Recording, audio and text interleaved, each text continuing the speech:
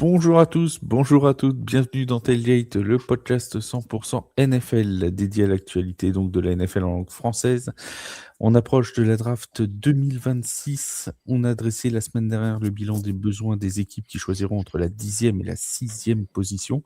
Aujourd'hui, place au top 5. Quels sont les besoins des deux franchises de New York? Ça, on va en parler parce que forcément, il y a notre ami Yaya qui est avec nous, qui va nous décrypter tout ça. Lui qui a un amour inconditionnel des Jets et des Giants. Vers quoi les Raiders, les Titans ou les Cardinals se dirigeront-ils si tant est qu'ils trouvent une direction vers laquelle se diriger? On va parler de tout ça, donc pendant à peu près 3/4 d'heure, 1 heure avec vous qui nous écoutez. On vous en remercie de plus en plus nombreux sur toutes les plateformes d'écoute. N'hésitez pas d'ailleurs à mettre des petites étoiles de notation, 5 étoiles si possible, si vous nous aimez bien, ça nous fera toujours plaisir. Mon Yaya est avec moi aujourd'hui. Salut mon Yaya, comment ça va? Salut Flav, salut à toutes. Tu as oublié les pouces également, Oui, les puisqu'on est Blue sur, Thumb on peut mettre des sur YouTube, parce que maintenant on me voit en train de faire le pitre sur YouTube. on te N'hésitez pas. voit en train de faire le pitre. Oui, tout à Ouais, fait. moi, je Tout à ne fais fait. pas le pitre. Moi, Non, je mais suis le chat. quelqu'un de sérieux. Je suis quelqu'un de sérieux. Mon Oui, Vince est là aussi. Salut mon Vince, comment ça va? Bonjour parle à tous, sérieux. bonjour à toutes, ça va très très bien encore avec vous pour parler de football américain. Je suis heureux d'être encore ici avec vous, Ah toujours. bah oui, Parler- Pour surtout parler, que mais de quoi on va on, parler? On va on a parler de failli curling perdre. aujourd'hui. Mais non, On mais a alors fait, on a vous failli êtes tellement perdre. dissipés les garçons, c'est fou, mais non, je suis très très heureux de parler de football américain avec vous, de partager tout ça avec tout le monde. Et je le dis vraiment parce que en plus de ça, bon, j'ai beaucoup stressé pour la sortie de mes deux podcasts, donc oui, j'en fais mon auto-promo, c'est pas grave du Non, Tailgate mais j'allais Flashback. la faire. Donc bouge Mais, pas. mais j'ai beaucoup stressé et ça me fait très plaisir de voir un peu les retours qu'on a eus et tout D'ailleurs, ça. c'est pour ça que tu Euh, boites. voilà. Et je boite parce que justement j'ai tellement stressé que j'ai fini en boîte. Mais en fait, ce que vous raconte, on va vous raconter les offs du podcast de Vince, que vous pouvez réécouter sur la naissance du football américain et sur la passe en avant. Ça a été donc deux podcasts qui sont parus dans la série Tailgate Flashback. C'était ce week-end.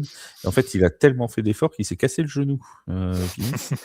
Ça lui a fracturé la rotule d'enregistrer deux podcasts à la suite. Donc, bon, il a fait un gros effort pour pas écorcher le nom. Du coup, ça lui a cassé les genoux. Bon, bah, qu'est-ce que vous voulez qu'on vous dise? C'est des choses qui arrivent. C'est un peu ça. C'est C'est un peu ça. bon. Donc il s'est fait opérer, rassurez-vous, il va mieux, hein. Bon, il marche avec une canne un peu comme Mamie Brigitte, mais sinon ça va, quoi. Mais c'était le ménisque. Toujours vivant, toujours debout. Oui, Hein, c'est c'était le ménisque. C'était le ménisque. C'était le ménisque. Ouais, le donc col du ménisque. Oh, c'est pas la rotule. C'est non, non, Ça va. Moi, c'est bientôt, j'ai une prothèse au niveau de la rotule. Voilà. Et Donc ben, bienvenue dans ce Tailgate, podcast, voilà, le podcast des genoux. Alors, Les on a une équipe de flag entre nous, hein, on s'appelle les Tabalous. c'est Voilà. ça. On a mal à la modestie aussi d'un collègue, Dibi, mais on ne dira Voilà. pas son nom. Qu'on salue bien, mais qui joue pour l'instant du côté des Chevaliers d'Orléans, mais on essaye de le recruter. Mais c'est dur, hein, parce que c'est quelqu'un de très très demandé. Donc, Ah oui. Surtout du côté des jardiniers. c'est pas, c'est pas évident. Les amis, on commence donc les besoins des 5 meilleures équipes, enfin des 5 équipes qui choisiront en premier dans cette draft, des 5 pires de la saison dernière. Comme sur le même modèle que la semaine passée, si vous n'avez pas entendu notre podcast la semaine passée, parce qu'il y en a beaucoup qui sortent en ce moment, il est toujours disponible bien sûr sur les plateformes d'écoute. On va donc revenir sur les éventuels ou les besoins qui sont nombreux forcément, puisque c'est des équipes qui sont mal classées, c'est généralement que les besoins sont nombreux. Et on va commencer avec l'équipe qui choisira en 5e position, les Giants de New York de notre ami Yaya, qui est là et qui va nous dire ce dont ces Giants ont besoin et ce dont ils pourraient aller chercher au premier tour avec ce 5e choix. Alors, au premier tour, il y a un consensus sur 2 joueurs à peu près. Ah donc c'est pas un consensus. Oui, mais ça va sur 2 joueurs. 2 joueurs de la même fac et 2 défenseurs d'Ohio State, qui sont Sonny Styles et Caleb Downs. Alors, il y en a un qui est linebacker, un qui est safety. Je pense que en fait, ils vont prendre le meilleur joueur qui est disponible. Alors après, ça va être, c'est pas en fonction des besoins. Les besoins sont nombreux, puisque si tu piques en 5e, ça veut dire que tu n'as pas fait une très bonne saison. Alors, il y a eu certes beaucoup de blessures. Il y a plusieurs choses. Sur le premier choix, effectivement, ça va être de renforcer la défense, ou effectivement un linebacker, ou un safety. Donc, c'est les deux joueurs que je t'ai dit. Ça ne m'étonnerait pas que ce soit un des deux joueurs. Après, sur les late rounds, après, puisqu'il y aura aussi des choix à piquer, il y aura certainement de la O-line, du DB, et moi, ça ne m'étonnerait pas qu'ils aillent chercher un receveur un peu loin et un running back un peu plus loin. Le running back pour compléter la running back room. Très bien. En parlant de, tu as parlé de linebacker et de safety avec Caleb Downs et Sonny Styles. Je rappelle qu'il y aura jeudi la sortie du podcast NCAA qui vous présentera les meilleurs prospects défensifs cette fois. Il y a eu les offensifs la semaine dernière. Et là, ils vont se concentrer. Donc, forcément, ils vont parler de Sonny Styles et de Caleb Downs, hein, nos collègues de la NCAA. En ce qui concerne les choix des New York Giants, vous avez pour l'instant 7 choix dans cette draft. Le choix numéro 5, 37, 105, 145, 186, 192 et 193. Donc, pas de choix très éloigné hein, dans les tours profonds. Il n'y en a pas beaucoup, en fait. Oui, parce qu'il y a eu pas mal de... En fait... notre GM, Joe Shen, a fait beaucoup d'échanges ces dernières années avec les late rounds. Donc, pourquoi pas. Après, il est question peut-être d'avoir un trade. Il y a un joueur qui a demandé un trade, donc on aura peut-être d'autres tours. Justement, avant de donner la parole à Vince, donc il y a ce lundi Dexter Lawrence qui a demandé son trade des Giants. On sait qu'il y a beaucoup d'équipes intéressées. Est-ce que pour toi, c'est de nature... alors, on parlera de Dexter Lawrence, son avenir et le trade possible jeudi dans Tailgate Talk en direct, mais est-ce que pour toi, c'est de nature à changer le fusil d'épaule des Giants pour la draft ou de toute façon, ils resteront sur leur choix, safety ou linebacker? Alors, moi, je pense que quand tu es aussi haut dans la draft, et vu les joueurs qu'il y a, tu draftes pas forcément aux besoins encore. Tu attends au moins la deuxième journée, voire la troisième journée pour les besoins. Là, tu vas chercher le talent. Si tu as un talent, tu fais de la place pour lui. Voilà. Et c'est pour ça que ce soit en safety ou en linebacker, il y aura de la place sur le terrain. Donc, ça peut être des joueurs qui seront de haut niveau et qui pourraient être très très hauts par la suite. Des joueurs de haut rang en Égypte. Ouais. En Égypte. Voilà. Ah, tu es à peu près aussi bon que... Ouais, il n'avait pas la blague aussi, donc c'est compliqué. Si tu commences à faire des blagues de géographie à Yaya, ça va être compliqué. Hein. Ouais, bon bref, vas-y, tu disais. Non, t'avais fini. Non. Non, pardon, vas-y, je te laisse reparler. Non, et je pense que non, ce sera... De toute façon, si trade il y a, c'est parce qu'ils auront une solution déjà, et que voilà, donc moi, ça me... Je fais confiance là-dessus. Après, on sait que les dernières drafts des Giants n'ont pas été forcément les meilleurs. Bon, on va voir cette année, ça peut être un peu mieux. Et puis, on va voir la patte Jim Harbaugh. Ouais. Mon cher Vince, toi, les besoins pareils, linebacker, safety, on renforce la défense chez les Giants. Ouais, je suis assez d'accord avec ça. Je pense que. T'as dit Jim Harbaugh? T'as dit Jim ou John? Je sais plus. Bref, ça, tu sais, c'est le temps que ça monte, hein, parce que ça a mis 30 secondes. J'ai pas osé le signaler parce que je me trompe toujours. Il a dit Jim. Mais... Oui, il a bien dit Jim. Oui, j'ai dit Jim. Oui, c'est possible parce que voilà, il est tonique. C'est pour ça. Moi, ça a mis 30 secondes avant d'arriver jusqu'à me choquer. J'ai pas osé parce que bon. Mais comme moi, j'ai pas pensé à Oran quand tu m'as parlé d'Oran ou Temps, j'ai oublié, tu vois. Donc c'est pareil. Je l'ai mis dans le chat d'ailleurs. Ouais, mais je sais, le chat est loin pour moi. Je suis en train d'animer l'émission. Vas-y, mon Vince. Non, je pense qu'effectivement, les besoins en DB ou en linebacker, c'est assez important, assez nécessaire pour cette équipe. Alors, bon, Yaya l'a dit, quand tu draftes en 5e position, c'est que déjà, tu as des besoins un peu n'importe où. Et Il y a eu beaucoup de forcément, blessures, l'année dernière. plus on va avancer dans ce podcast, plus il va y avoir des besoins, forcément. Mais oui, le linebacker et le DB sont en plus deux prospects qui sont assez intéressants d'après ce qui est annoncé pour le moment et qui pourraient tomber à ce moment-là. Donc ça peut être vraiment une bonne solution. Je vais beaucoup nuancer aussi avec l'arrivée de John Harbaugh, justement, qui va devoir mettre sa patte dedans, qui va vite devoir trouver qu'est-ce qu'il va devoir faire là-dedans. Je pense qu'il aura clairement son mot à dire.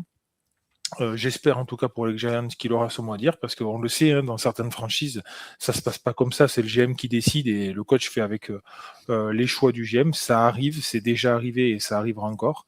Je vais mettre Je un bémol pense, là-dessus, moi, tout de suite. je pense pas que John Harbaugh soit arrivé à New York dans cette optique-là et que ça se passe bien si jamais on lui met vraiment à l'envers. Donc, oui, les besoins seront principalement défensifs. Après, les blessures, Yaya en a parlé. Pour contrebalancer ces blessures, je pense qu'il va falloir aussi appuyer un petit peu sur cette O-line qui va être intéressante, à voir ce qu'ils vont réussir à trouver, parce qu'il va falloir protéger un peu tout ça, que ce soit Scateboo ou Darts, il va falloir les protéger. Donc protéger Scateboo, c'est aussi protéger en ayant une running room assez développée, assez forte et assez puissante, quelqu'un sur qui on peut réellement compter, hein, pas quelqu'un qui ne fasse que le nom, et au cas où il y a des blessures. Et c'est ça le plus difficile à trouver. Donc il y a un peu de tout ça à trouver là-dedans à New York. Ce qui est sûr, c'est que ils ont quand même certaines forces individuelles sur lesquelles ils peuvent s'appuyer. On a Malik Neighbors du côté des receveurs, on a un Jason Dart, il compte beaucoup là-dessus. Scateboo, il compte énormément là-dessus. Donc ce ne sont plus des priorités. Maintenant, à voir comment ils arrivent à développer le reste à côté pour essayer de retrouver, pas les sommets tout de suite, mais en tout cas de retrouver un petit peu d'émotion et de passion dans cette ville de New York qui a réellement besoin de ces Giants en haut pour vibrer un peu. N'hésitez pas, si vous n'êtes pas sur YouTube, hein, si vous êtes sur les plateformes d'écoute en podcast, à mettre aussi l'émission en visionnage sur YouTube. Comme ça, vous pourrez voir les têtes de Yaya au fur et à mesure que nous parlons. Des fois, il fait des petites expressions de visage. Non, on t'a pas demandé de faire des grimaces. On t'a demandé des expressions de visage. Et voilà. Donc, comme ça me permet de savoir quand est-ce que je dois lui redonner la parole. Et là, je crois que je dois lui redonner la parole. Oui, parce que il a été parlé de l'arrivée de John Harbaugh et du GM Joe Shane. Là, ce qu'il faut savoir, c'est que au moment de la négociation, Harbaugh a négocié directement avec le propriétaire. Et il a dit maintenant, c'est moi qui décide. Et lui, il me propose des joueurs et c'est moi qui valide. Donc c'est Avec pour Mara. ça que, ouais, oui, parce que Stich, il a d'autres soucis en ce moment. Est-ce qu'il a fait Donc, ça dans les. Est-ce que c'était un rendez-vous dans la forêt, peut-être? C'était Marat des Bois? Non? non, ouh, non, c'est Maracuja D'accord. ou Marama Bairua. On en est vraiment là, quoi. Ouais. Oui, tu comprendras quand tu seras grand. Mais c'était un marasme. Voilà, tout à fait. Donc c'est pour ça que je pense que de toute façon, il a sa liste de courses. Ils décideront ensemble. Comme l'année dernière, d'ailleurs, Jackson Dart avait été choisi par Brian Dabble. Donc, qui a pris un coup de leçon dans la foulée. Mais bon, bref, ça c'est. Ça sera notre débat pour d'autres jours. Exactement. Non, mais après, je pense qu'effectivement, l'objectif, ça va être de stabiliser la défense et d'empêcher les attaques adverses de marquer des points plus que autre chose. Très bien. On commence par la défense et puis après, on essaye de marquer assez de points pour gagner. C'est une tactique dite des Blue Stars de Marseille, quoi. Si vous aimez la D1, je vous rappelle, l'Afterfoot US tous les mercredis, 21h. Voilà, pour info. Non, mais après, je pense qu'ils non, c'est pas fini. les Giants, ils ont aussi besoin de régularité. Ça a été Ils ont une besoin de équipe. meilleurs supporters déjà. Oui, ça, Non, mais pas. Enfin, plus sérieusement, ils ont besoin de Ouais. profondeur de banc. Parce que. Et tu sais quoi? Attends, excuse-moi. Alors, les supporters, tu sais ce qu'ils disent? C'est que nous, ok, on est peut-être. Et on sait que vous êtes fidèles. Parce que pour supporter une équipe aussi nulle, hein, et avoir peur des alligators, excuse-moi. Voilà, excuse-moi. Vite. C'est compliqué. J'arrive pas, hein. C'est dur. bien. Bon, non, mais l'année dernière, ils ont eu beaucoup de défaites dans le 4e quart-temps. C'est-à-dire que c'est aussi typique d'une équipe. Alors peut-être que mentalement, ils n'étaient pas prêts, et ça, c'est peut-être quelque chose. Il y a peut-être quelque chose à travailler là-dessus. Mais il y a aussi beaucoup sur la fatigue, le dur au mal, le fait de rester concentré dans le match, tout ça. Et ça, je pense que c'est de la profondeur de banc, clairement, dont il a manqué. Il y a eu des moments où il n'avait plus de solution. Ceux qui étaient sur place, ils faisaient n'importe quoi. Et donc, on n'avait même pas la solution de les remplacer, de trouver autre chose. Donc, il faut vraiment aller chercher quelque chose là-dedans. Il faut de la profondeur. Le match à Denver, il est symptomatique de la saison des Giants l'année dernière. Alors, si vous êtes sur YouTube, vous venez de voir que Yaya s'est mis à rigoler parce qu'il a mis une blague dans le chat privé. Et je viens d'activer quelque chose qui nous permet de diffuser en direct le chat privé. Donc, on va pouvoir maintenant mettre les blagues de Yaya sur l'écran. Voilà, pour que vous puissiez tous en profiter. Tu veux nous raconter ta blague? Vas-y. C'est la minute Oui, humour. Attends. Alors, attendez, on va faire une petite pause.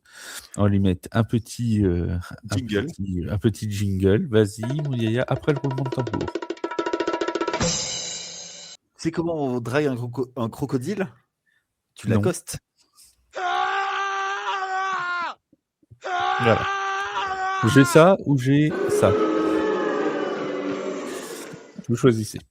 Votez dans le chat. Merci. On revient à la draft. Les Tennessee Titans qui vont choisir en 4e position. Les Titans du Tennessee qui... Alors, il semblait y avoir un consensus sur qui ils allaient aller chercher. Et depuis 2-3 jours sur les dernières mock drafts qui sortent, ça semble c'est qu'il y aurait un peu plus. Bon, il y a toujours un joueur qui est largement en tête. Et je pense que Vince va nous en parler. Mais... Quand même, mon cher Vince, de quoi ont besoin les Titans? De tout. Non mais attends, tu vas me demander de parler d'un joueur. Je n'arrive même pas à prononcer les joueurs qui sont en NFL. Si tu ne sais pas, si tu n'arrives pas à le prononcer, je te promets. Je sais même pas de quel joueur vous parlez. Moi, on m'a demandé des besoins de draft. Oh là là Je ne regarde pas les joueurs qui sont dispo, je regarde les besoins de draft des franchises. Regarde au moins une mock draft. Oh mais non, mais c'est pas possible. T'as un lien?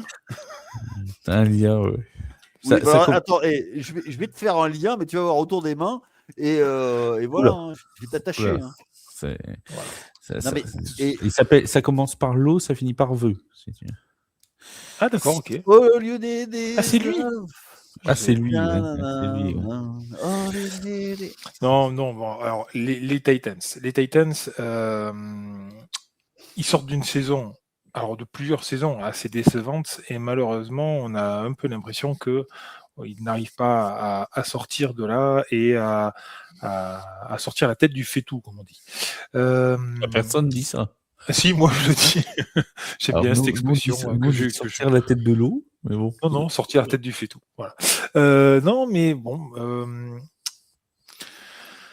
Je sais pas quoi aller chercher du côté des Titans parce que là c'est vraiment une franchise qui a un peu besoin de tout, de la protection, de la défense, surtout de la défense sur la ligne. Alors pas forcément en edge, mais plutôt en nose tackle. Donc vraiment du gros bloc au milieu pour empêcher les courses directes, parce qu'ils se sont pris énormément de courses franches et tranchantes dès le départ. Et toute la saison, ils ont pris des courses plein centre, et à un moment donné, ça pose quand même un peu de problème. Donc, si tu n'arrives pas à couper ça dès le début, tu as du mal à mettre en plan de jeu défensif derrière. Donc, là, sur la mode draft que j'ai, moi, il parle de David Bailey du côté des Titans. Alors, à voir à voir ce qu'il en est. Là, ce serait plutôt pour aller chercher un edge dans ce cas-là. Bon, il partirait sur de la ligne défensive. Pourquoi pas? Je pense qu'un nose tackle serait pas mal, un linebacker central serait pas mal, un inside linebacker. Et derrière, après, ils ont quand même énormément de choses à aller chercher les Titans, faut pas se leurrer. Le futur glorieux des Titans, il est encore un peu loin. Ça m'étonnerait de les voir jouer les premiers rôles dans les 2 prochaines années. Mais bon, une bonne surprise, pourquoi pas, mais là, ça va être un peu compliqué. Basons déjà de la défense. Le problème, c'est qu'en attaque, il y a vraiment tout à faire. Et par où commencer, sachant que tu as le 4e pick et que c'est pas une grosse cuvée de draft et des choses comme ça, tu peux pas tout rebalancer. Donc, Je suis pas non, d'accord plutôt avec sur de la toi. défense. Alors moi, attends, on sait jamais à l'avance. C'est juste que c'est une QV qui est plutôt tournée vers la défense. Alors, ça, je suis complètement d'accord avec toi. Je Et me suis peut-être est-ce que, ouais, voilà. mal exprimé. Parce Et que on fera le juste bilan, on fera le d'ailleurs bilan après. pour en parler, mais la draft, justement, parce que je suis bien placé, hein, quand Denver récupère Bonix, tout le monde dit, mais qu'est-ce qu'ils vont faire avec Bonix? Ça ne sert à rien. Et non, en fait, on arrive à le développer derrière, on arrive à avoir des choses. Donc, je suis complètement d'accord avec toi. Sur le Et papier, c'est une draft qui s'annonce plutôt très bonne pour le coup, du côté défensif, avec des joueurs qui voilà. pourraient être vraiment excellents. Sur le papier, c'est une draft qui est plutôt défensive. On la jugera forcément beaucoup plus tard, comme on le fait au basket d'ailleurs. Mais en tout cas, sur le papier, c'est plutôt une draft défensive.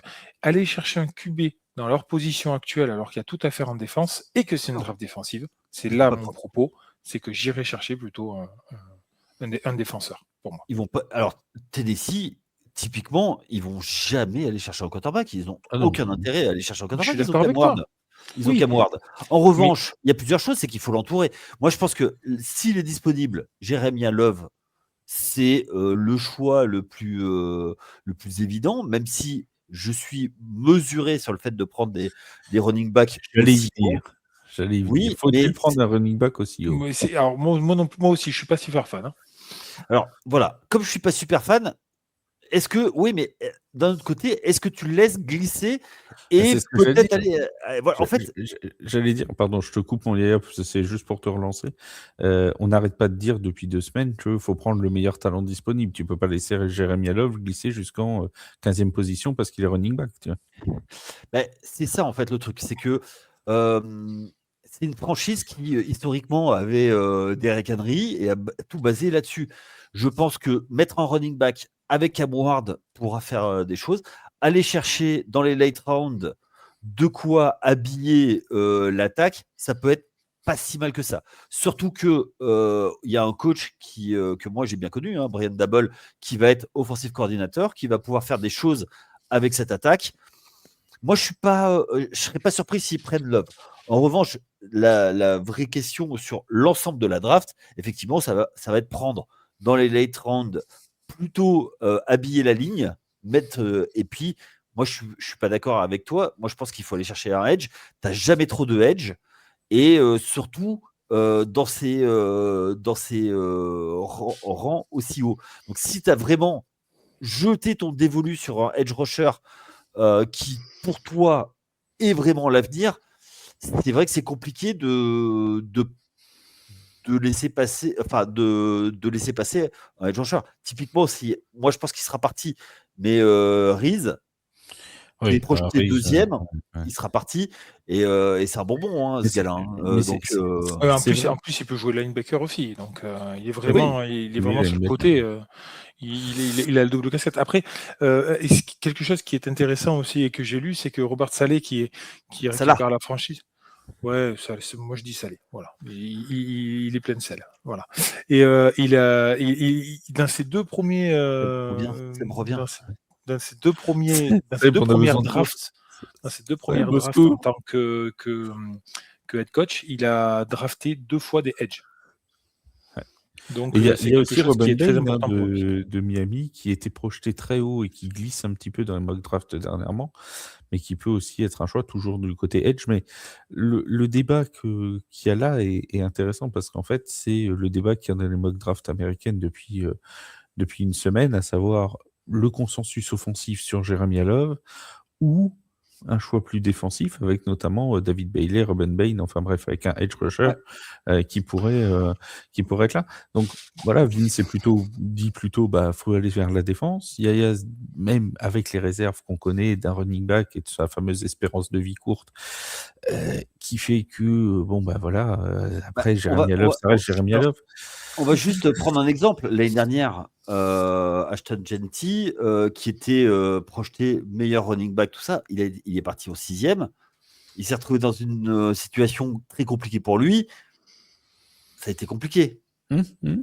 Mais ça ne veut pas dire que on peut pas le laisser du temps à se développer, justement.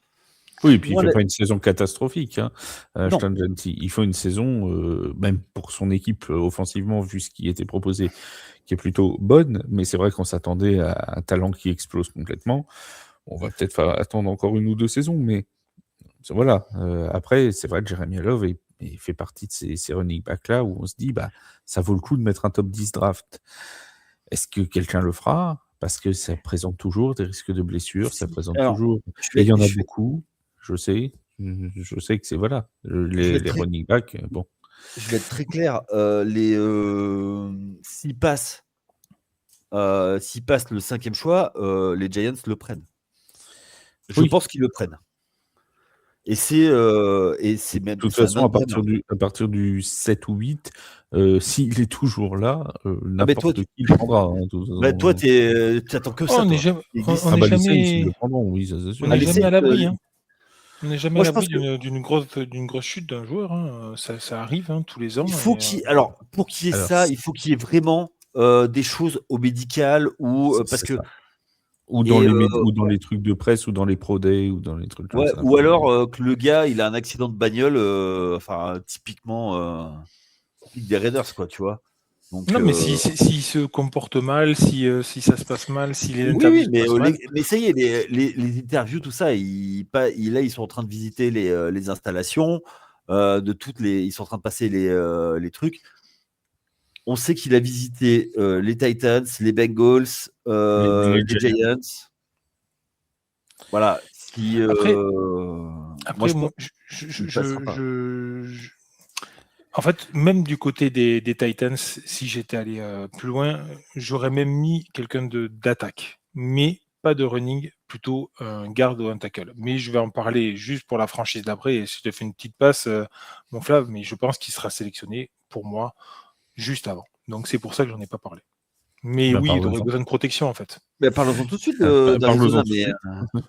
Vas-y, on va faire le pont tout de suite. Arizona qui choisit en 3e position. Mon Vince, je te redonne donc la parole.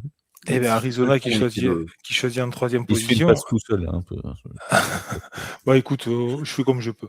Un peu à la Mariota, tu vois. C'est ça. Arizona qui a réellement besoin de protection. Un réel besoin de protection. Ils ont besoin d'une franchise. Ils ont besoin d'un quarterback. Mais ils ont besoin de tout. Mais là, en l'occurrence, le quarterback, ils vont pas aller le chercher tout de suite. Et puis surtout, qui a envie d'aller jouer là-dessus? Comment on va pouvoir jouer? Donc non, aller chercher un offensive tackle pour de la protection en 3e choix, c'est vraiment pas mauvais du tout, je pense.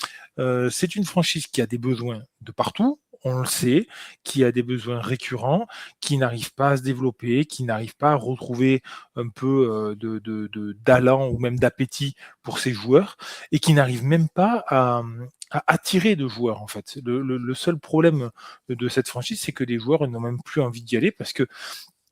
Alors, le gros avantage qu'ils ont, c'est qu'ils jouent contre 3 grosses franchises dans la division, mais c'est aussi un des avantages parce que pour aller se qualifier, ça va être très compliqué. Mais derrière, ils peuvent jouer quelques troubles faits. Pourquoi pas? Ils jouent des gros matchs, ok. Ils jouent 6 gros matchs dans la saison, forcément. Mais derrière, ça va être compliqué. Donc, repartir avec une formation de franchise depuis la base, avec une ligne qui essaye de dominer un petit peu plus. Le problème, c'est que si ta ligne, tu domines, mais que effectivement tu n'as ni quarterback ni running pour faire des bons jeux et tout, ça va être compliqué. Donc il va falloir tout refaire. Je pense que l'offensive tackle, c'est une bonne base, c'est une bonne première pierre, à voir comment il la complète derrière. Mais dans cette draft très défensive, je vois bien les Cards aller chercher beaucoup plus d'offensifs, et notamment donc un offensive tackle pour commencer, et pourquoi pas essayer de la... Pardon ? Lequel? Oh là là, non, l'envoie pas sur les noms. Francis Moigoa. Oui, ouais, c'est ça. Ah, toi, tu le vois aussi dans. Ouais. Bah oui, Moigoa, oui, je pense, oui. Oui, je pense qu'il sera là-haut. Après, voilà, donc c'est, je vois bien ça, moi, une petite base plutôt offensive pour les Cards. Et là où ils peuvent tirer leur épingle du jeu, c'est que justement, c'est une draft très défensive et beaucoup de franchises vont drafter en défense. Donc eux, s'ils prennent le contre-pied de ça, eh ben pourquoi pas s'en sortir là-dessus. Ça peut être une idée. Bon, il y a même avis. Il y a quasi consensus là pour le coup sur Francis Mauigoa, puisqu'il y a effectivement un vrai besoin sur la ligne offensive des Cardinals et qu'en plus, c'est un très très gros talent. Hein. Il jouait du côté de Miami, de l'université de Miami. Donc voilà. Voilà le U. Donc il y a un quasi consensus sur la candidature de Mauigoa. Complètement. Après, je pense qu'ils ont ce besoin, mais comme l'a dit Vince, ils ont des besoins un peu partout. Donc maintenant, qu'est-ce que tu fais? Est-ce que tu écoutes les offres pour ce troisième choix pour te dire, bah, écoute, si je peux avoir quelqu'un qui veut vraiment Goa, est-ce que c'est pas intéressant d'avoir deux first pick ou de faire plusieurs choses? T'as tellement besoin, hein. Alors que on sait que comme l'a dit Vince, il n'y a pas de quarterback. Il y a James Conner en termes de running back, mais c'est à peu près tout, quoi. Il y a des receveurs qui ont déçu. Marvin Harrison Jr., par exemple. Le truc, c'est que si tu vas. Alors, je sais bien qu'il faut commencer à un moment ou un autre, mais est-ce que tu n'as pas plutôt intérêt à aller chercher autre chose, à aller chercher plus de joueurs? Après, on partait toujours sur ce débat-là et on n'arrêtait pas de dire qu'avant d'aller chercher un QB, d'aller chercher tout ça, faut aller chercher de la ligne, il faut construire la ligne. Oui. Là, on leur dit de construire la ligne, donc allons-y. Moi, je pense construire la ligne là et la draft prochaine, aller chercher un QB où on sait qu'il y aura pas mal de QB à la draft prochaine. Ceux-là, de toute façon, ils ont pris Brissett et Minshew pour faire le nombre, pour faire la saison. Voilà. Ça va pas être pour aller chercher une qualification en playoff, surtout avec la division. Donc non, mais je suis d'accord avec vous. Mais par contre, ton idée, les trade down pour en avoir 2 du premier tour, pourquoi pas? Mais ça manquerait quand même de punch, je trouve, en termes de création d'équipe et de fabrication de la ligne là, parce que c'est quand même important. Alors, je suis assez d'accord avec ça. Après, c'était juste pour lancer le débat du trade down, hein, mais ils ont besoin de tellement de choses. J'ai un autre débat sur les Cardinals après. Vas-y. Ah, mais ça me rappelle tes virées nocturnes, ça. Tout à fait. Oui, non, mais après, ils ont besoin de tellement de choses. C'est ça, en fait, le problème. Donc, si tu te dis, ben voilà, maintenant, c'est la ligne en premier et faut aller chercher d'autres choses. Mais après, avec les late rounds, faut quand même aller chercher, je pense, moi, un edge, même si c'est dans les late rounds, un peu plus loin, du backer. Tu as toujours besoin de backer. Et malgré tout, tu peux essayer d'aller chercher un quarterback où tu vois quelque chose que tu peux développer avec un potentiel. Donc, c'est pas idiot d'aller chercher d'autres. Mais si tu me dis que tu vas aller chercher un lineman en premier, je tombe pas de ma chaise. Je vais pas les vilipender comme j'ai pu vilipender d'autres fois. Donc oui, avec d'autres, avec des gardes par la suite, pourquoi pas. Surtout qu'il ne faut pas oublier que les Cardinals choisissent donc en 3 au premier tour, en 2 au deuxième tour, en 1 au troisième tour. Donc voilà, tu vois, il y a vraiment, même dans les tours d'après, il y a des choix qui sont hauts, tu vois, au niveau de la draft. Ils peuvent trouver des choses intéressantes au deuxième jour, au troisième jour, sans aucun problème. Autre débat qui m'a été soufflé par notre ami Mathieu, que tu connais très bien, mon Yaya. Ah oui. Oui, voilà, on salue, qui me disait qu'il avait vu un article, et j'ai donc j'ai vu cet article également, qui parlait éventuellement d'un trade de Marvin Harrison Jr. Contre un premier tour pour justement cette draft-là. Est-ce que les Cardinals n'auraient pas intérêt à garder leur troisième choix, à trader Marvin Harrison Jr. pour récupérer un deuxième choix de premier tour? Ah ben complètement. Alors là c'est royal au bar. Parce que en fait, Marvin Harrison, il était soi-disant le meilleur receveur de sa draft. Bah, Choisi en 4e position, hein, on le rappelle. Ouais. Et il devait faire un duo, ça devait être Batman et Robin, le dynamique duo, avec Kyler Murray. Il n'en a rien été. Donc, est-ce que il a toujours cette valeur de premier tour, 4e choix? C'est un joueur très très jeune. Hein. C'est le draft 2024, si je ne dis pas de bêtises. Oui, c'est ça, 2024. Il a joué 2 saisons. C'est encore un joueur. Il est encore dans son année de rookie, là, d'ailleurs. Oui, il est encore dans contrat rookie. Il a encore 2 ans. J'ai dit année rookie, non, contrat rookie. Il a 2 ans contrat rookie et même éventuellement l'année de l'option de 5e année. Donc il doit avoir encore 3 ans contrat rookie. Ça peut être pas mal, mais ça peut être pas mal surtout pour lui, en fait. Ça peut être vraiment pas mal pour lui d'aller voir un peu ailleurs et de trouver une autre équipe. Mais justement, ça peut être gagnant-gagnant, parce que ça peut être bien pour lui, et les Cardinals peuvent se récupérer un 2e choix de premier tour, et là, pour le coup, pour construire une ligne, etc., ça peut devenir super intéressant. On pourra aller chercher... Qui va mettre en premier tour? Voilà, qui serait prêt de mettre un tour. À part les Bengals qui sont capables de mettre un premier tour sur n'importe quel receveur. Pour récupérer un 3e receveur. Non, mais par contre, c'est vrai, quelle est l'équipe? En fait, il faudrait réfléchir, quelle est l'équipe qui a le plus besoin de receveurs actuellement? C'est vraiment difficile à aller voir. Il y a les Giants, mais je les vois pas les mettre. Les Giants n'iront pas perdre leur tour de draft pour ça. J'irai plus chercher après le 20e tour, le 20e tour, oui. Non, mais tu vois, Kansas City. Franchement, alors Kansas City, je trouve que c'est trop haut. 9, c'est trop haut. Non, et ils ont un 29e choix. Ah, ils ont le 29e aussi. Pourquoi pas? Eh ouais, le 29e choix. Pourquoi pas, plutôt que t'as quoi? Mais Buffalo. Moi, je vais dire même Denver. Hein. Les Browns avaient ouvert des discussions il y a même pas un mois de ça avec les Cardinals pour Marvin Harrison Jr. Et même Denver aurait pu être intéressé. Alors maintenant, il y a Waddell, donc c'est un peu difficile, mais pourquoi pas? Hein. Le 6e choix des Browns, c'est un peu haut quand même pour Marvin Harrison. Non, pas le 6e choix. J'y crois. Non, mais après, tu peux avoir Pittsburgh, qui a besoin de receveurs aussi. Bah, et on ne sait même pas qui est leur quarterback. Oui, non mais d'accord, mais les Rams, si tu veux, pour remplacer un Cooper Kupp plus tard, tu vois. Bah, il est déjà parti des Rams, Cooper Kupp. Oui, en plus il est parti, donc tu vois. C'est plus plutôt Davante Adams. Les Rams, ils sont à quoi? Ils sont 20 20 et quelques. Non, parce qu'ils l'ont échangé. Ils l'ont échangé, oui. C'est celui des Chiefs, du coup. Ouais. Mais moi, par exemple, les Steelers sont 21. Les Steelers sont 21. Moi, ça me semble pas déconnant, tu vois. Ou Buffalo en 26, tu vois. Ouais. Et si la solution. San Francisco en 27. C'est la même division. Ouais, mais tu traites pas dans la même division normalement.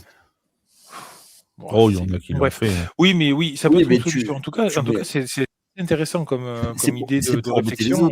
Fait ça. Alors que c'est pas des gens qui veulent embêter les autres, les Cardinals. Non, je salue d'ailleurs nos amis fans des Cardinals. On salue Freeman. Force à vous, les gars. Force à vous. On sait que vous êtes fidèles. Je salue Jules, je crois aussi, m'a dit qu'il était fan des Cardinals. Donc je salue Jules aussi s'il nous écoute. Bref, voilà. Il y a des fans des Cardinals. Et beaucoup sont devenus fans avec Maguire. Je sais que c'est ton dada. On parle des Jets, parce que là aussi, je crois qu'il va y avoir une petite proposition de notre ami Yaya sur les Jets et les Raiders. Il a un petit montage à vous faire part. Mais avant, on va parler déjà des besoins des New York Jets. Donc les Jets qui sont l'équipe la mieux pourvue en tour de draft cette année, avec déjà 2 choix au premier tour, le choix numéro 2, le choix numéro 16. Mon Yaya, vers quoi vont se diriger nos amis new-yorkais verts? La logique voudrait qu'il y ait un peu tout. Ils ont besoin de edge, de receveur, un cornerback, parce que Sauce Gardner est parti, donc il va falloir le remplacer. Moi, je ne serais pas étonné que dans les pas en première journée, mais dans les late rounds, ils aillent chercher un quarterback. Voilà. Faut pas oublier que Aaron Glenn est plutôt tourné vers la défense, même s'il s'est endormi pendant le combine, il est tourné vers la défense. Qui prennent un edge, ça me surprendrait. Mais si ça se trouve, il s'est peut-être endormi pendant le combine, tout simplement parce qu'il savait déjà qu'il allait aller chercher, tu vois. Oui, c'est possible. Voilà, tu vois, il y a peut-être déjà son choix qui est arrêté. Et quand je parle de choix arrêté, bon, on peut penser à un linebacker d'Ohio State, par exemple. Tu vois. Par exemple. C'est très fort probable. C'est très fort probable. Un certain Harvey Reese, par exemple. Moi, après, je vais vous parler d'autres choses après. Mais... Oui, toi, tu vas nous parler d'autre chose. Mon Vince, un renfort chez les linebackers, ça te plaît bien? Bah oui, de toute façon, Reese. Saute pas de joie, surtout. Non, mais Reese c'est un peu un consensus entre toutes les mock drafts. Il est considéré comme le deuxième plus gros talent de cette draft après Mendoza. Voire meilleur joueur. Oui, voire le meilleur possiblement le meilleur joueur. Ouais. Voire le meilleur joueur, ouais. Chase Young à l'époque. Donc non, je pense que là, ça va faire assez consensus. Je le vois pas descendre plus bas, surtout que les retours qu'il y a eu des premières interviews et des premiers des premières combines et tout, ça semble plutôt positif. Donc il a l'air d'avoir un peu tout ce qu'il faut dans la cervelle et sur le plan physique. Donc non, j'imagine pas le voir descendre en dessous du deuxième choix, ce mec-là. Après, du côté des Jets, comme il sera pas premier, du coup. Ben non, on sait jamais. Hein. Ces deux équipes-là, ces deux franchises, on sait jamais. On sait jamais. Mais comme l'a dit Yaya, je serais pas étonné que les Jets aillent chercher un QB au deuxième tour. Peut-être pas en fond de draft, mais en deuxième tour. Ouais.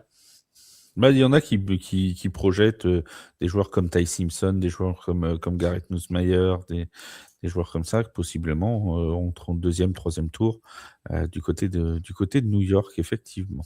On va passer aux Raiders et après tu nous donneras ton petit montage, mon cher Yaya, parce que les Raiders, ça devrait aller assez vite. Alors, les besoins sont nombreux, mais pour le premier tour, normalement, il n'y a pas un suspense diabolique. Non, ce sera Fernando Mendoza. Fernando Mendoza. Les Mexicanos. Les Mexicanos comme Nathan Valencia et Gabriel Fernandez. Nos amis de l'AD1, on vous salue. Et Perita. Non, moi, ce que A mí me gusta Fernando Mendoza. Je pense que, de toute façon, ils ont besoin de tellement de choses. Je pense que oui, c'est le choix obvious, et sachant qu'ils ont pris un quarterback vétéran pour le couver, il ne sera pas titulaire à la week 1, et c'est plutôt bien parce qu'il faut lui laisser le temps d'appréhender tout ça. Il aura peut-être quelques reps en match assez rapidement avec garbage time, tout ça. Il va prendre sa place petit à petit. Donc, moi, ça ne m'étonnerait pas. Après, j'ai une autre théorie, mais on va y revenir. On va en parler juste une question. Seb n'est pas là, mais je vais la poser parce qu'il est là. Qu'est-ce que font les Giants avec leur premier choix? De la daube. J'ai été poli. Pourquoi tu as dit les Giants, par contre? Oui, tu as dit les Giants, mais bon. Ah, bah oui. Non, nous, on a toujours pris des bons, mais... De toute façon, on avait compris que c'était les Raiders dont tu voulais parler. Oh oui, non, mais on sait très bien que les Giants aussi, hein, mais bon, il n'y a pas de souci. Pardon, Jérémy Choki, le tie-end, Jérémy Choki, il n'était pas bon peut-être? Hein? Il va te dire, je ne sais pas qui c'est. Je le connais pas. C'est un ami de Kenneth Walker? Il est Hall of Fame, lui, au moins, parce que... Vous en avez certains des Hall of Fame tu sais, quand tu as gagné, tu as peut-être le meilleur joueur de toute l'histoire du football américain avec Lawrence Taylor. Donc, s'il te plaît. Tiens, d'ailleurs, il y a un flashback qui va sortir sur Lawrence Taylor. Voilà. Est-ce que tu vas parler de cette virée de On parlera d'avant et d'après. On parlera de carrière et de à côté de la carrière. On parlera de tout. Mais c'est pas pour tout de suite parce que ce week-end, les flashbacks, c'est Bounty Gate et Deflategate. Donc, voilà, moi, tu sais quoi? Moi, je propose une chose. J'aurais eu, tu vois, les Coronies Tu vois, j'aurais été la Ligue, à cause du Bounty Gate, j'aurais supprimé le titre des Saints. C'est bien. C'est pour ça que t'es pas à la tête d'une ligue. Alors, mon cher Vince, tu pars sur quoi toi pour les Bon. les Raiders? Là, je vais pas aller chercher grand chose. Hein. Tu vas Clairement, pas avancer, tu Mendoza, vas pas inventer la poudre. on va pas réinventer l'histoire. C'est ce qu'il C'est semble l'avenir. tout tracé. Excuse-moi, mais là, on réinvente l'avenir parce que l'histoire, il n'y a pas d'histoire. Hein. Oui, mais C'est pas on sait très passé. bien. Bon, On sait très bien ce qu'il en est. Mais Les c'est le Raiders, temps qu'ils les sortent la Jets, tête du fait-tout. les Raiders et les Jets, de toute façon, avec leur premier Il est tour, on touffé. sait très bien ce qu'ils en font. Mais bon, voilà, Mendoza, tout ce qui bâtissent pour le moment porte à croire qu'il se dirige vers Mendoza, même si Yaya a une théorie, et pourquoi pas. Mais Oui, alors, je vais lui laisser ouais, ouais. Et avant de parler de la théorie, moi, il y a un petit truc qui m'inquiète parce que Kirk Cousins, Fernando Mendoza, bon, ouais, ok, très bien. Ashton Genty, Brock Bowers, bon, très bien. Le corps de receveur va peut-être falloir faire un truc. Si, forcément, il va falloir aller chercher du receveur assez Parce que rapidement pour aussi. Hein. l'instant, les 3 receveurs titulaires, Trey Tucker, Jalen Naylor et Jack Beck. Pourquoi pas? Je vous mets les remplaçants. Dante Thornton, Derek Young et Shedrick Jackson. Non, mais c'est évident qu'ils ont besoin de receveurs. Mais le problème, c'est que encore une fois, c'est pas le receveur leur poste principal. Et non, Donc on oui, est bien un d'accord, mais il va receveur. peut-être falloir Aller en s'en rechercher occuper. un receveur en deuxième tour, pourquoi pas? Oui. Pourquoi pas? Non, mais C'est parce pas que là, on idiot. parle des besoins globaux. Donc, Ah oui, Je non, te mais connais- d'accord. je te Pour le connais un premier tour, receveur, moi, c'est c'est Mendoza. Ça va être, c'est quasiment Bon, automatique que Comme ce pour le soit premier tour, Mendoza. comme pour le premier tour, c'est réglé. Et J'ouvre oui, une mais porte. je suis complètement d'accord avec toi. De toute façon, maintenant qu'ils ont un running, un tight end qui ont été sélectionnés au premier choix, donc des 2 dernières drafts. Oui, et c'est maintenant qu'il faut qu'ils mettent le paquet parce qu'ils Mais vont avoir clairement, en un fait, QB en contrat rookie, un tight end, un running back en contrat rookie. et bien Et sûr. les 3 Par peuvent être des contre, très bons talents. attention encore une fois, il faut les protéger. Ils ont Il faut toujours Max protéger Crosby tout en ça. défense. Il faut protéger tout ça. Alors pour le moment, ils ont Max Crosby, effectivement. La défense, pour le moment, elle tient plutôt la route chez les Raiders. Le oui. problème, c'est que en fait, comme l'attaque ne garde pas le ballon, la défense est complètement sous l'eau, complètement. Mais là, il Tout faut le temps. faire attention Donc parce là, qu'avec une bonne pourquoi pas? défense, s'ils trouvent en deuxième ou troisième tour un receveur qui explose, tu as un très bon receveur, un très bon running back, un très bon tight end, un quarterback qui tiendra la route parce qu'au pire, il y a Kirk Cook derrière et qui est largement capable de faire le boulot. Avec une défense qui Ça tient, commence à être intéressant. ça peut. Et tout ça en contrat rookie, encore une fois. Kirk Cook, non, hein, évidemment, mais tu prends Ashton Genty, tu prends Brock Bowers et Fernando Mendoza si c'est lui qui est choisi. Les 3 ils seront sous contrat rookie pendant encore au moins 1 voire 2 ans. Donc c'est quand même. Non, mais ça peut être intéressant. Après, il faut qu'ils arrivent à recruter quand même quelque chose, à maintenir tout ça, toutes ces têtes-là, tous ces espoirs.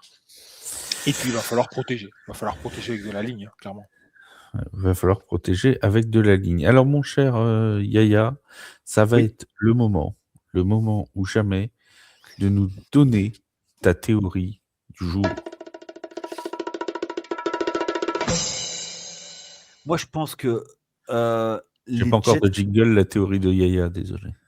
Les Jets sont tellement barjots qu'ils sont capables de proposer leurs 2 premiers choix de cette draft contre le premier des Raiders. Et les Raiders sont suffisamment idiots pour accepter.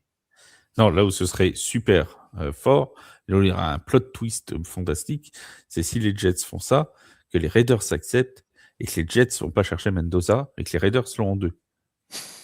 Là, tu as un plot twist magnifique. Alors là, si ça arrive, Jets. Qui vont chercher Harvey Reese, en fait, en 1, et en 2, Mendoza. Et du coup, ils ont perdu leur choix 16, tu vois, c'est fantastique. Là, on touche au sublime. Bon, pour les parieurs qui ont mis des maisons entières sur Fernando Mendoza, premier choix de draft, ça leur plaira pas, tu vois. Mais sinon, c'est un plot twist magnifique, tu vois. Ce serait non, mais je pense que les Jets, eux, sont capables de mettre un quarterback en en premier choix sur le terrain. Là où tu as Et bah, raison, c'est qu'ils ont beaucoup de choix, les Jets, et donc ils peuvent éventuellement. Il y a un vrai capital, donc tu as quand même dans la balance, tu as de quoi discuter, quoi. Mais en fait, c'est la seule équipe qui peut discuter avec les Raiders. Oui. Parce que je vois pas une autre équipe discuter avec les Raiders de ce first pick. Donc, il n'y a que. Je voulais l'évoquer, mais spoiler, ça n'arrivera pas. Ou s'ils le font, c'est scripté et Roger Goodell nous écoute, nous a mis sur écoute, quoi. Donc, non, je ne pense vraiment pas. Surtout que là où la théorie prend un peu de plomb dans l'aile, c'est que les Raiders n'ont pas besoin de choix de draft. Tu vois. Ils sont là en capital de draft pour cette saison, ils en ont déjà 10. Voilà, c'est quand Ouais, même mais mieux fournies. justement, c'est pour ça avoir 2 premiers. Ouais, mais ils n'ont pas deux premiers Non, ils n'ont tours. pas de premier tour. Et tu vois, tu récupères Reese ou Mahu Goa. Maui Goa, ouais.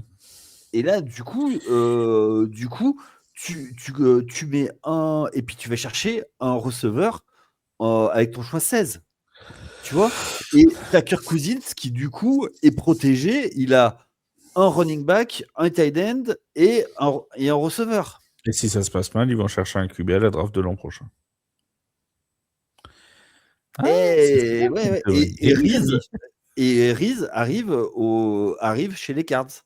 Ou si les Cards. ou chez les Raiders, sont deux. Ben non, parce que moi, dans ma théorie, c'était de Ah, prendre tu mets Maui Goa. Mahu Goa. Ben, parce que t'as besoin de lignes, en fait. Oui. Eux, ils n'ont pas besoin forcément de défenseurs. Eux, ils ont surtout besoin d'attaque. Donc, tu vois, ce plot twist, là, finalement, il est. Voilà. Et les Jets, eux, tu sais comment c'est. S'ils peuvent avoir un quarterback, ils vont aller le chercher. Ils n'hésitent pas, eux, tu vois. Ça se tient. Mon Vince, un avis là-dessus? Mais en fait, c'est gros. Non, c'est vraiment gros. J'ai du mal à l'imaginer, d'autant plus. Et j'ai gardé mon pantalon, s'il te plaît. D'autant plus que tout ce que font les Raiders depuis le début, c'est justement pour l'arrivée de Mendoza. On en a parlé avant, le fait qu'il y ait les 3 contrats rookies, ça leur laisse encore cette année plus l'année prochaine pour essayer de bâtir quelque chose et de voir ce qu'il en est avec ces 3-là, ce trio-là. Donc ça me semble vraiment gros. J'ai du mal à imaginer les Raiders passer sur Mendoza. Mais pourquoi pas? Après tout, il faut voir ce que les Jets ont réellement à proposer. Deux premiers choix. Moi, je vais te dire, cette théorie peut marcher si, et seulement si, les Raiders sont finalement pas si à fond que ça sur Mendoza. Oui, c'est ça. S'ils se disent qu'ils le sont pour faire monter les enchères, mais qu'en fait, ils ont vu un truc qui leur plaisait pas chez Mendoza et qu'ils préfèrent attendre l'an prochain. Et là, dans ce cas-là, ça prend clairement de l'ampleur, la théorie. Et donc ça veut dire que les Jets, ils mettraient Mendoza. Donc là, parce que si tu trades pour tes 2 premiers tours, c'est clairement pour le mettre QB starter de la week 1. Hein, on est d'accord. Ah oui, mais c'est peut-être que eux auraient vu quelque chose qui leur plaisait, par contre, à l'inverse. Et sauf que, est-ce que Mendoza a été visiter les Jets en disant non, mais de toute façon, moi j'ai les Raiders, et les Raiders disent non, mais on va te prendre, et hop, au dernier moment, ah bah oui, vous voulez mettre le tarif sur lui, bah allez-y. Tu vois? En tout cas, si jamais ça se produit, vous pourrez reconnaître que Tailgate aurait été le premier. Non, Yaya, s'il te plaît. Yaya, voilà, aurait été le premier à délivrer cette théorie presque un mois avant la draft. Si ça se produit, on vous ressort la séquence le 24 avril pour le prouver. Et je cours tout nu sur le périph'. Alors, s'il te plaît, Fernando Mendoza, si tu nous écoutes. Pour le bien de la nation. Les Raiders. De toute façon, il n'aura pas le choix, c'est pas lui qui décide. Oui, alors, le GM des Raiders, s'il te plaît, pour le bien de la nation, ne fais pas n'importe quoi. Pense à nous, et choisis Fernando Mendoza. Non, mais alors, s'il a le choix, il peut ne pas signer. Oui, mais après, moi, sur plot twist encore plus incroyable. Il va signer chez les Jets. Tu sais, l'an prochain en non drafté, tu sais. Mais il y a que, en fait, il y a que ce scénario qui est possible. Hein. On va faire un podcast spécial, les plot twists possibles avant la draft. Et plein de scénarios Ouais, mais improbables. imagine pendant l'interview Mendoza qui dit ouais non mais moi ça m'intéresse pas de jouer pour vous. Je suis un fan des Jets depuis tout petit. C'est peu probable parce qu'il faudrait qu'il soit fan des Jets. Mais... Non mais voilà. Ouais, après, là, on va quand même. Je suis un gars de- très loin. Aujourd'hui, j'étais derrière un mec qui avait un blouson des Jets et j'ai pensé à toi, moi. Oh, Soit c'est quelqu'un qui connaît pas les NFL, soit c'est quelqu'un qui a besoin d'un gros canard. oui. Mais tu sais qu'à un moment, il y a des magasins qui vendaient des trucs des Jets. Hein. Ma fille, j'étais avec ma fille, elle regardait, elle dit non mais c'est une équipe de... On salue les fans des Jets, hein, bien évidemment, qui nous écoutent. Musashi. Voilà, notamment, et les autres. On referme notre podcast NFL là-dessus. Juste avant de vous quitter, je vous rappelle les rendez-vous pour la suite de la semaine. Ce mardi, donc, le podcast NFL que vous êtes en train d'écouter. Jeudi matin, le podcast NCAA sur les meilleurs prospects défensifs de cette QV 2026. Jeudi soir, 21h30, on se retrouve en direct sur Twitch et sur YouTube pour le Tailgate Talk. On parlera de toute l'actualité NFL, UFL, AFLE, EFA de cette dernière semaine. Samedi matin et dimanche matin, on aura donc 2 épisodes de Tailgate Flashback, un sur le Deflategate et un sur le Bountygate, 2 scandales qui ont éclaboussé la NFL dans les années 2000. On rappelle aussi qu'il y a un podcast NBA qui est sorti, mon cher Yaya. Tout à fait. On a fait nos tier list sur les playoffs, donc venez écouter. Et mes collègues relancent le podcast sur la WNBA, la section féminine. Donc allez-y, venez écouter avec des grands spécialistes. Très bien, très bien. Et je salue également l'Afterfoot US, avec lesquels je serai ce mercredi aux côtés de Matt, de Steph et de Wake. On vous salue tous et on vous remercie encore une fois d'être si nombreux à nous écouter. On se retrouve en direct donc le jeudi soir 21h30 sur YouTube et sur Twitch pour le Tailgate Talk. Salut tout le monde. Ciao. Ciao, ciao.